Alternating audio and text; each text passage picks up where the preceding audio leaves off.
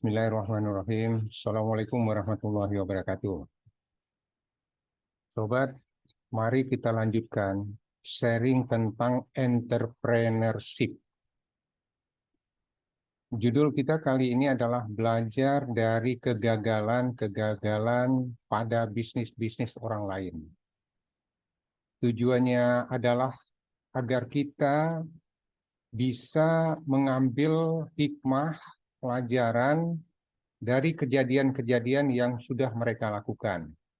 Sehingga kita tidak perlu mengulang-ulang hal-hal yang sama atau kekeliruan-kekeliruan yang sama yang mereka alamin pada bisnis-bisnis yang akan kita jalani.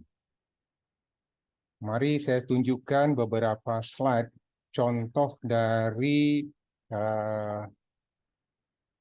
beberapa usaha atau bisnis-bisnis yang bisa kita lihat kejadian di beberapa waktu yang lalu. Tentu sobat mengenal BlackBerry. BlackBerry ini adalah handphone yang cukup terkenal sebelum munculnya sistem Android. Ya, yang sekarang banyak sekali kita menggunakan sistem Android ya. Sebelumnya BlackBerry ini cukup dikenal, ada Nokia, ada macam-macam. Sampai akhir-akhirnya CEO Nokia ini, Steve Ballmer namanya ya, dia mengatakan bahwa kami tidak melakukan kesalahan apapun di dalam bisnis. Tapi kenapa bisnis kami bisa tutup atau bangkrut? Nah, ini semua karena adanya persaingan perubahan teknologi yang tidak cepat diantisipasi oleh Steve tersebut. Nah, ini adalah sebagian contoh dari yang sudah terjadi. Mari saya lihatkan beberapa contoh lainnya di dalam kejadian-kejadian yang ada di hadapan kita. Ini salah satunya di berita IDX Channel ya. Puluhan gerai trans milik Khairul Tanjung tumbang disebut karena mismanagement. Jadi ada kesalahan manajemen. Jadi ini beberapa perusahaan-perusahaan lain juga kita bisa lihat, ada Nokia, ada Merpati, ada 7-Eleven ya. Banyak yang lain yang sudah terjadi. Nah, ini salah satu yang kita sebutkan tadi, ada di IDX Channel ya, puluhan gerai Transmart milik Khairul Tanjung disebut tumbang karena disebut karena mismanagement. Jadi bermacam-macam alasan kebangkrutan atau tutupnya suatu usaha yang kejadiannya itu bermacam-macam. Kalau BlackBerry karena ada perubahan teknologi yang tidak cepat diantisipasi, Transmart ini ada kesalahan daripada mismanagement. Sebenarnya produk yang ada di Transmart ini sama dengan produk-produk yang ada di retail-retail lainnya gitu ya. Cuma karena toh kita sebagai konsumen, sebagai masyarakat tetap membutuhkan produk itu, hanya karena mismanagement ini harus tutup gitu. Banyak kejadian lain, Giant, nah ini Giant yang lebih parah lagi ya. Giant ini dulu dari Hero awalnya. Kemudian mereka mengembangkan konsep dengan merek Giant yang besar-besar. Sekarang pun Giant sudah mulai tutup, ya sudah nggak ada lagi gitu. Kalau Transmart ini masih ada ya, nggak tahu kita ke depan apakah masih bisa diperbaiki atau gimana ya. Kita harap tetap bisa bertumbuh karena kita juga bangga dengan pengusaha-pengusaha kita, pengusaha-pengusaha pribumi ya. Kemudian kita lihat juga ada contoh lain, lagi marak SPBU di Jakarta dijual pemiliknya. Kenapa? SPBU aja yang kebutuhan bahan bakar itu mau nggak mau, harga berapapun kita tetap beli. Ini pun menjadi masalah, gitu ya. Nah, tentu ada sesuatu yang perlu kita kaji dari sini. Kemudian ada berita lain, banyak hotel mewah di Jakarta dan Bali dijual. Ini biang keroknya. Nah, ini Apa penyebabnya? Ini mungkin waktu terjadinya COVID, tapi berita ini baru Januari 19 Januari 2023. Ya, tentu ada masalah yang perlu kita pelajari. Nah, dari kejadian-kejadian ini ada satu konsep yang harus kita ketahui. Ya, ini ada satu konsep. Di dalam kita berusaha, berdagang, berbisnis, ya, ada istilah yang saya gunakan dari teman saya, ya, itu namanya RPD, Revenue Profit Driver. Jadi pertumbuhan pendapatan dengan pertumbuhan laba itu harus seimbang. Artinya harus sama-sama naik. Kalau itu tidak naik, ya, kalau pendapatannya tidak naik dengan adanya biaya yang makin tinggi, misalnya BBM makin tinggi, gitu ya, tentu labanya menurun. Lama-lama terjadi seperti itu. Nah, ini beberapa contoh yang bisa saya lihatkan. Ini data dari pasar modal yang lebih mudah kita melihatkan. Di sini ada beberapa contoh. Jadi di sini ada contoh dari Ace Hardware, Alfamart, dan Citra. Ada beberapa lah ya ini. Saya tunjukkan beberapa ya. Oke, kita lihat satu-satu dulu. Kita lihat satu-satu dulu. Bentar ya. Nah, ini adalah data tentang Alfamart. Karena Alfamart ini sudah cukup lama berada di pasar modal. Dan Alfamart ini ada di sekitar kita. Karena tokonya ya, minimarketnya itu lebih daripada 15.000 toko di seluruh Indonesia, sehingga mudah kita menemuinya. Dan ya, sekarang lihat kenyataan. Yang hijau ini adalah pertumbuhan omsetnya, pertumbuhan penjualannya. Sedangkan yang hitam di bawah adalah pertumbuhan dari labanya. Lihatlah yang dikatakan RPD tadi ya, Revenue Profit Driver. Ya, pertumbuhan labanya pertumbuhan omsetnya terus naik, revenue-nya terus naik. Tapi pertumbuhan labanya kita lihat hampir rata. Ya, ini sudah saya ulas sedikit di video yang lalu. Ya, kenapa revenue-nya bisa naik? Karena jumlah outlet-nya bertambah. Dengan jumlah outlet-nya bertambah, maka penjualannya akan bertambah. Kalau jumlah outlet-nya tidak bertambah, maka ada kemungkinan labanya menurun.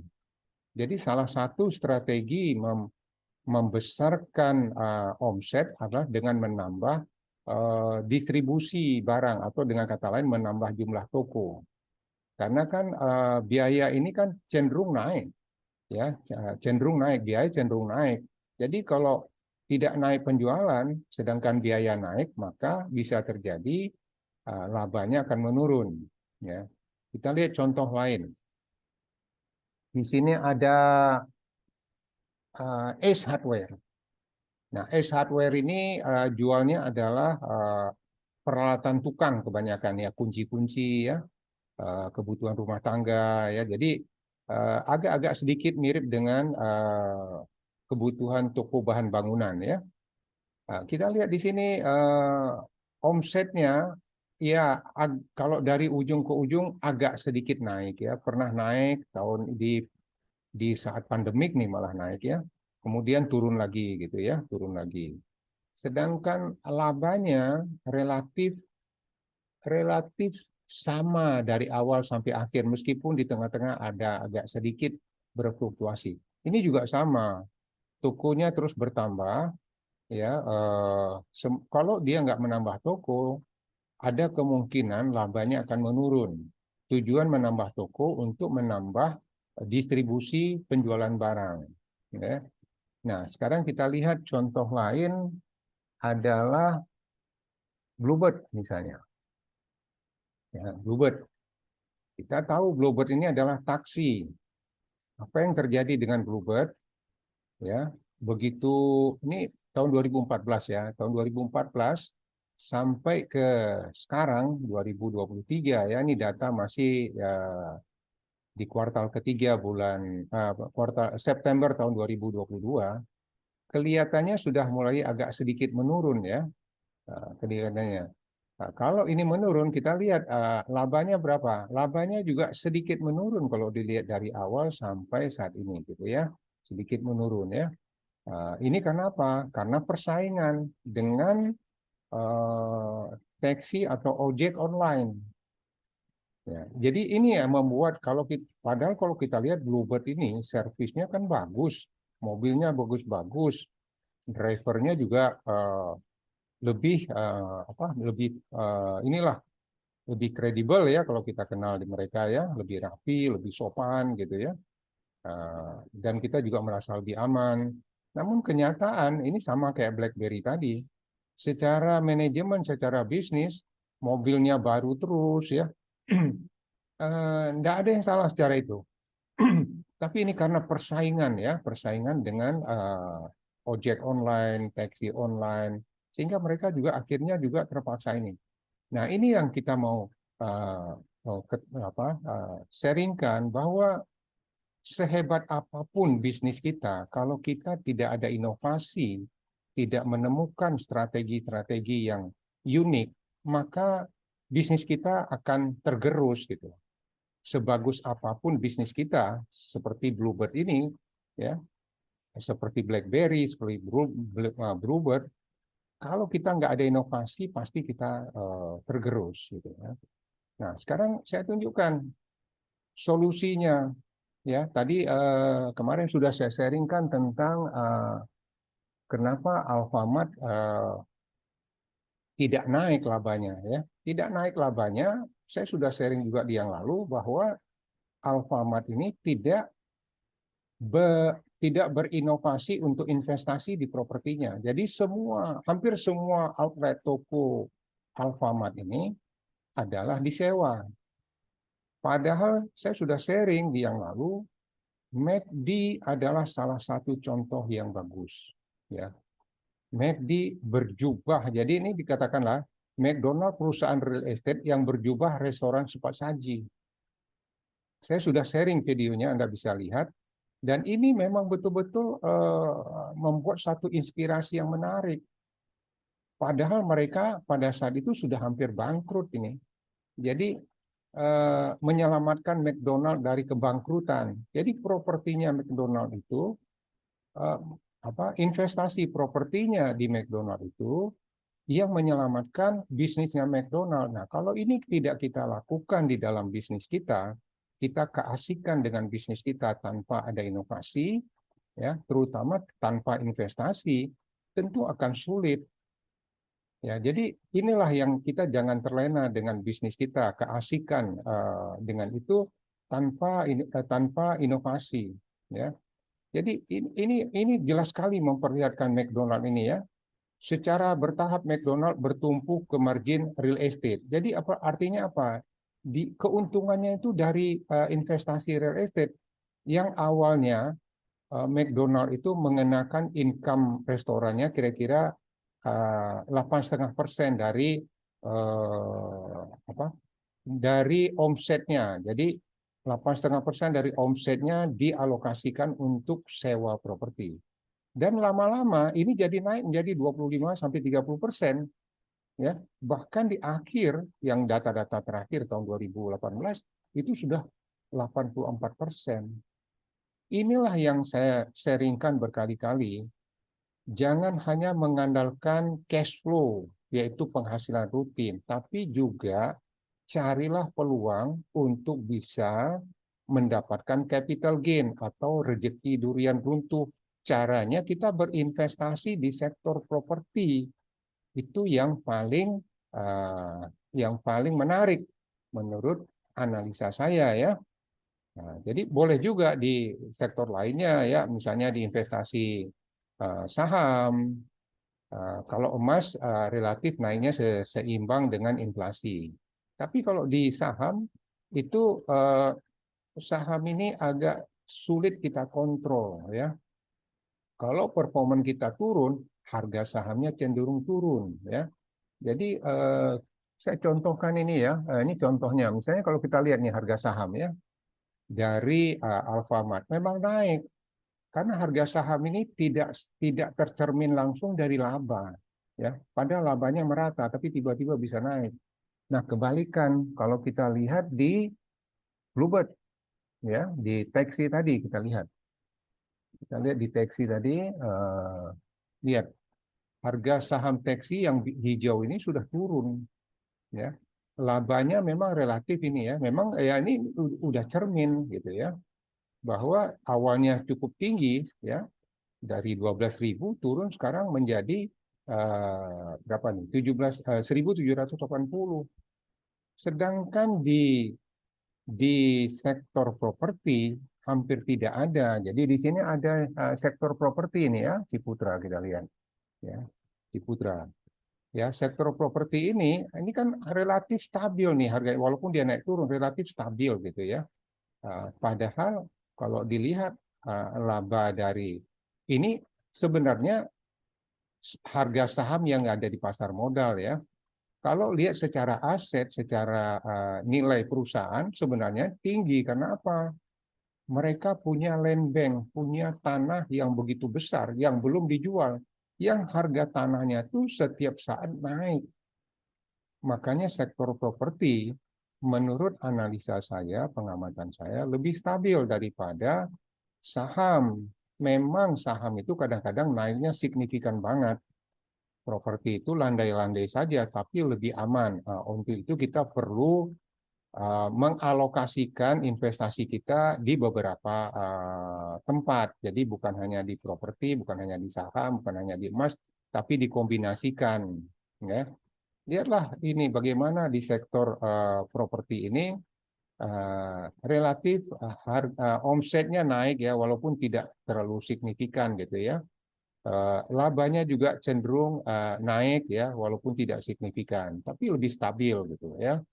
Nah, belajar dari pengalaman bisnisnya restoran McDonald, kalau kita punya bisnis retail, baik itu toko bahan bangunan atau retail yang dibutuhkan kebutuhan sehari-hari, sebaiknya berinvestasi di properti. Karena inilah yang bisa mendongkrak kerugian-kerugian kita atau persaingan kita. Paling nggak kita punya aset gitu.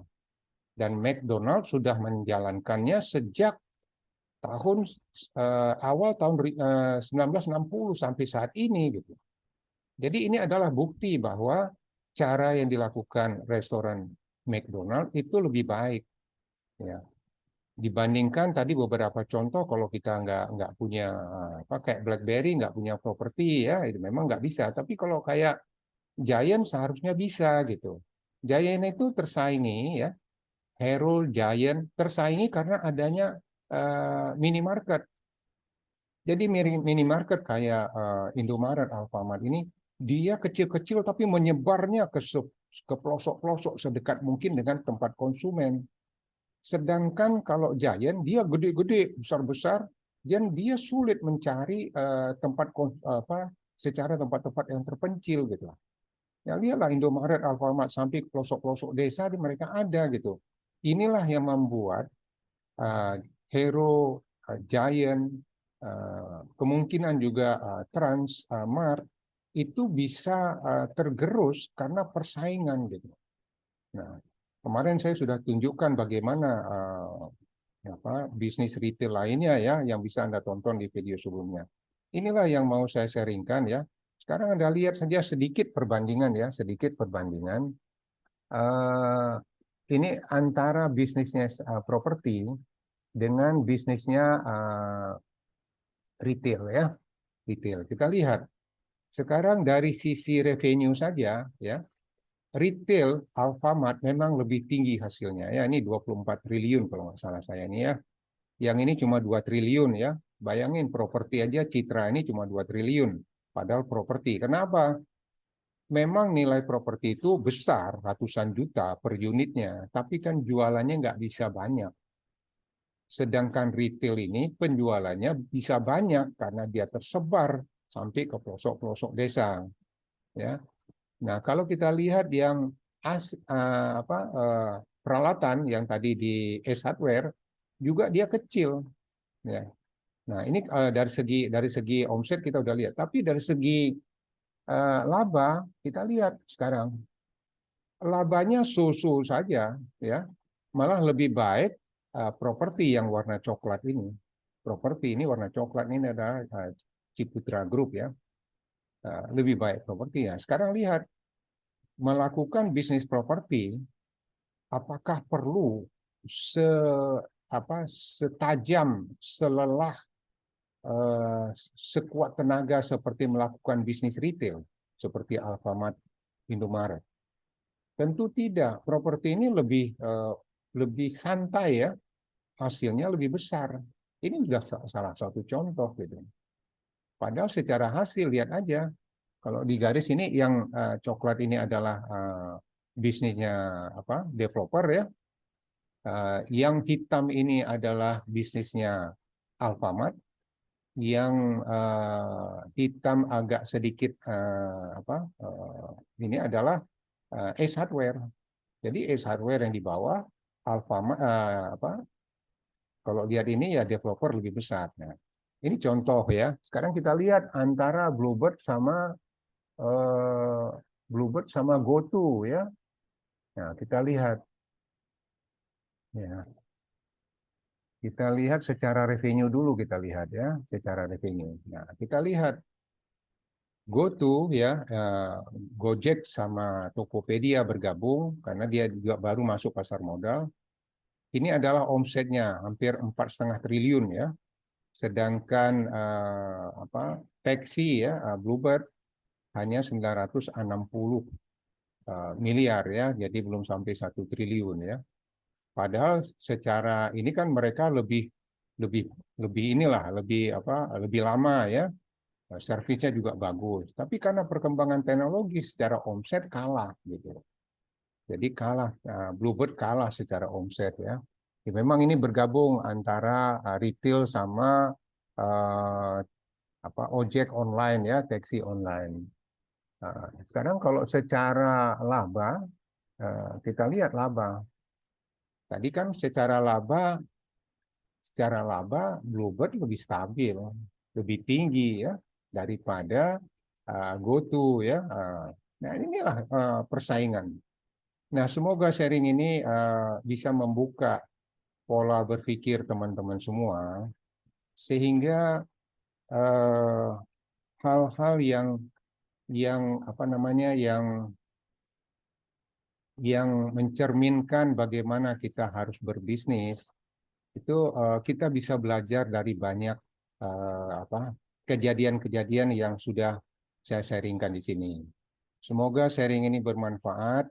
Jika ada pertanyaan atau ingin diskusi lebih lanjut atau ingin mengadakan pelatihan, Anda bisa menghubungi nomor HP yang ada di link di bawah ini. Kalau ada pun hal-hal yang lain, Anda boleh komen di bawah ini sehingga saya bisa jawab apa yang kira-kira menjadi kendala di sini. Demikian sharing yang bisa saya sampaikan. Semoga sharing ini bermanfaat. Terima kasih. Assalamualaikum warahmatullahi wabarakatuh. Salam sejahtera untuk kita semua.